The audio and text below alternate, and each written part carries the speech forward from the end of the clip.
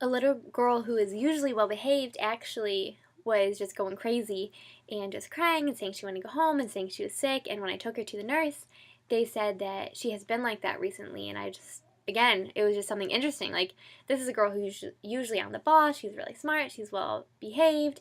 She gets along well with the other students. And all of a sudden, she's just having like almost like a mental breakdown, like just hysterics, like crying, and like they didn't even know what to do with her. And she had been that way for the past couple weeks. And so just something unexpected and showing that you never know what could happen within your classroom.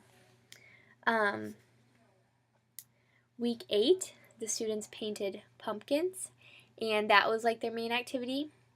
And that just taught me that even in something small like painting a pumpkin, you can encounter difficulty with students paying attention to directions or focusing or whatever it may be, not getting too silly. And it just taught me that you really need to have patience, even in everything. When you're trying to do a fun activity, you just never know the way that that could turn. So week 9, I did my teacher interview. So that was really neat to have the opportunity just to talk to my teacher about some of the behavioral things I had been noticing and stuff like that, and how she's handling it, because she's only a first year teacher. And so that was really interesting and just something that's hard for her. And she just said, they don't really teach you this stuff in school, what to do when you have a child who will not stop talking or will not stop making noise no matter what you say to them, no matter what you do to them. They don't teach you that kind of stuff, and sometimes you might encounter it. And they say, oh, you'll probably never go through this, but you might. And in her case, she definitely has a lot of students within her class, 2 or 3, who are constant behavioral issues, and that's really hard for her. So, yeah. Week 10, I had the opportunity to work with a student with a really low writing skill, and a student threw up. So the boy who I worked with was trying to practice his writing and literally could not write his name or any letter or anything, and it was just crazy because every time he tried to move the pencil, his hand would just go this way or that way, and he would just be scribbling, making nothing. And he would just look at me and say, I can't do it, and he really couldn't. He wasn't trying to get attention or fake or whatever. He really couldn't do it, and it was heartbreaking for me because I'm like, all these kids can write their name, and they're learning the alphabet, and they're learning how to write words, and he couldn't even write one letter. And again, it was just opened my eyes to see, they're all at different levels. They all come from a different background. But that's what's challenging, is that when you're in a classroom with 20, 25 kids, sometimes you can't have that one-on-one with every single student. And that was just rough because I just wish that I could be with him every single day, helping him to work on these letters and actually learn how to write. But unfortunately, you're not always going to have like that one-on-one assistance with students, and so that was just eye-opening. Week 11, the students did a fun Thanksgiving craft, and just in general, that was just really fun.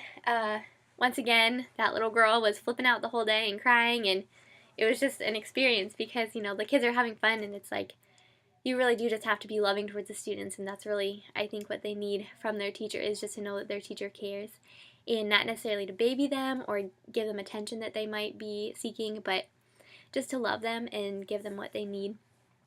My 12th week, I was actually sick, and so I was not able to go on a field placement, so that was a bummer. But my 13th week, which is my last week, which is just this past week, we had story time, and I actually had the opportunity to read my students' story, and so I love that, and it just really reinforced with me that I do want to be a teacher, and just small stuff like that I'm just like, oh my gosh, this is awesome.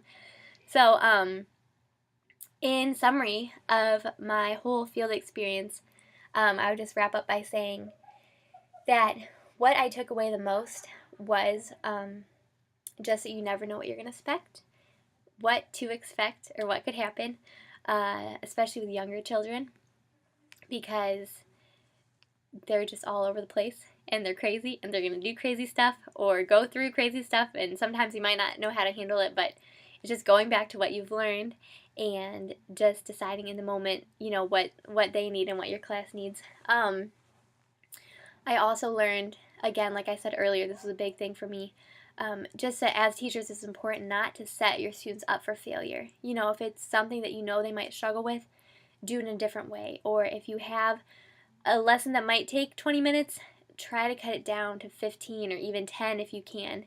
Or if it needs to be longer, make sure that you have breaks in between so they can get up and move around a little bit.